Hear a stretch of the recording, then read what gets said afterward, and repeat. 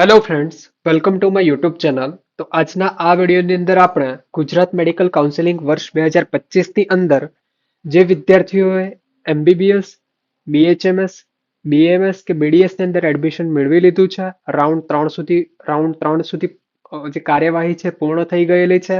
હવે જે વિદ્યાર્થીઓને આગળના કોઈ પણ રાઉન્ડમાં અપગ્રેડેશન માટે નથી જવાનું, એ વિદ્યાર્થીઓ જો સ્કોલરશિપ એટલે કે એમવાયએસવાય, કન્યા કેળવણી માટે લાયક છે, એલિજિબલ છે, તો એ વિદ્યાર્થીઓએ આપેલ તારીખ સુધીમાં પોતાનું એમવાયએસવાયનું સ્કોલરશિપનું ફોર્મ ભરી દેવાનું રહેશે. તો સૌથી પ્રથમ મુખ્યમંત્રી યુવા સ્વાવલંબન યોજના, જે વિદ્યાર્થીઓ પ્રથમ વર્ષમાં એડમિશન મેળવેલ છે એવા વિદ્યાર્થીઓ ઓફિશિયલ વેબસાઇટ પર જઈને સૌથી પ્રથમ ફ્રેશ રજીસ્ટ્રેશન કરવાનું રહેશે અને ત્યારબાદ એપ્લાય કરવાનું રહેશે.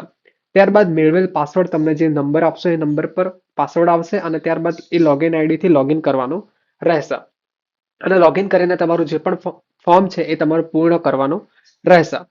હવે જરૂરી ડોક્યુમેન્ટ્સ વિશે વાત કરીએ તો જરૂરી ડોક્યુમેન્ટ્સ કયા કયા છે? તો સૌથી પ્રથમ વિદ્યાર્થીનું આધાર કાર્ડ, ત્યારબાદ ધોરણ 10 અને 12ની માર્કશીટ, ત્યારબાદ જે પણ ડિગ્રીની અંદર એડમિશન મેળવ્યું છે એ કોલેજ જે અભ્યાસક્રમમાં એડમિશન મેળવ્યું છે એનો લેટરની સ્વપ્રમાણિત નકલ હશે એ આપણે મેળવવાની રહેશે. ત્યારબાદ તમે જે ફી ભરી હશે, તમારી ટ્યુશન ફીસ જે પણ છે એની ફી રિસિપ્ટ, ત્યારબાદ રેશન કાર્ડની સ્વપ્રમાણિત નકલ, તમારું જે પણ રેશન કાર્ડ છે એનું સ્વપ્રમાણિત નકલ, ત્યારબાદ સેલ્ફ ડિક્લેરેશન આપવાનું રહેશે વિદ્યાર્થીએ, એની જે ઓરિજિનલ છે એ સેલ્ફ ડિક્લેરેશન, ત્યારબાદ વાલીનું આવકનું પ્રમાણપત્ર અને ત્યારબાદ તમે જે પણ કોલેજ કે સપોઝ કે કોઈ એમબીબીએસના વિદ્યાર્થી એડમિશન મેળવ્યું છે તો એ વિદ્યાર્થી ડીન જોડે લેટર હેડ પર પ્રમાણપત્ર અસલમાં હશે એ આપવાનું થશે. ત્યારબાદ હોસ્ટેલમાં, જો ગવર્મેન્ટ હોસ્ટેલમાં રહો છો, પ્રાઇવેટ હોસ્ટેલમાં રહો છો, જે પણ કોલેજ સાથે સંકળાયેલી છે હોસ્ટેલમાં રહો છો, એનું આપે તમારો હોસ્ટેલ વોર્ડન છે એનાથી સાઇન સિક્કો કરાવીને આપે એક હોસ્ટેલનું જે ફી રિસિપ્ટ છે એ પણ આપવાની થતી હોય છે.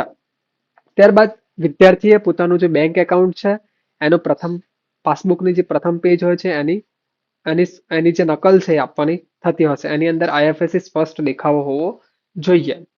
હવે ડોક્યુમેન્ટ્સના ફોર્મેટ વિશે સમજીએ. સૌથી પ્રથમ જે તમને સંસ્થાના લેટરહેડ પર જોડાવાનું પ્રમાણપત્ર છે આ મુજબનું હશે, આપ જોઈ શકો છો.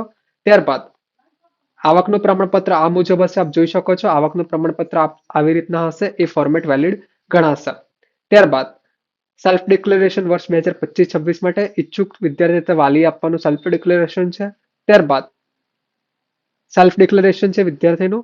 અને અગત્યની નોંધ વિશે લઈએ તો વર્ષ 2025ની અંદર જે વિદ્યાર્થીઓ પ્રથમ વર્ષની અંદર એમબીબીએસ, બીડીએસ, બીએચએમએસ કે બીએમએસ ની અંદર એડમિશન મેળવ્યું છે અને વિદ્યાર્થીઓ એમ્પાયર સ્કોલરશિપ માટે એલિજિબલ છે તો એ વિદ્યાર્થીઓએ મેક્સિમમ એ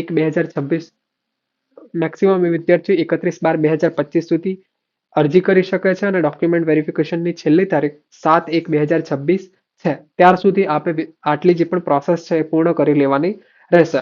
સાથે સાથે જે વિદ્યાર્થીનીઓ એમબીબીએસ ની અંદર એડમિશન મેળવ્યું છે અને એમવાયએસવાય માટે એલિજિબલ છે, વિદ્યાર્થીઓ કન્યા કેળવણી માટે કોઈ પણ અલગથી પ્રોસેસ કરવાની નથી હોતી.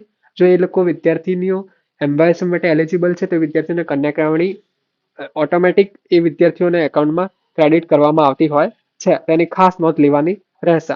હવે સાથે સાથે જે વિદ્યાર્થીઓ આ સ્કોલરશિપના ફોર્મ ભરવામાં બહુ બધી મૂંઝવણ ઊભી થતી હોય છે, તો જે વિદ્યાર્થીઓ પોતાના સ્કોલરશિપ ફોર્મ છે એ સરળતાથી ભરાવા માંગતા હોય તો એના માટે અમારી ટીમને આપ સંપર્ક કરી શકો છો. એની અંદર વિદ્યાર્થીઓ પોતાની જે ડોક્યુમેન્ટ છે એ બધું સેન્ડ કરવાનું થશે.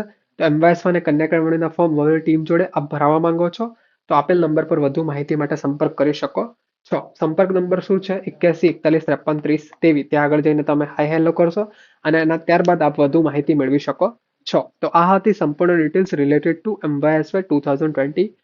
જે વિદ્યાર્થીઓ એડમિશન મેળવી લીધું છે, હવે અપગ્રેડેશન માટે નથી જવાના, એ વિદ્યાર્થીઓ વહેલી તકે આ સ્કોલરશિપ માટે એપ્લાય કરી શકે છે. જો આ વિડીયો આપને પસંદ આવે છે તો પોતાના મિત્રો સાથે શેર કરવાનું ભૂલશો નહીં અને ચેનલને સબસ્ક્રાઇબ કરવાનું ભૂલશો નહીં. Thank you for watching till the and.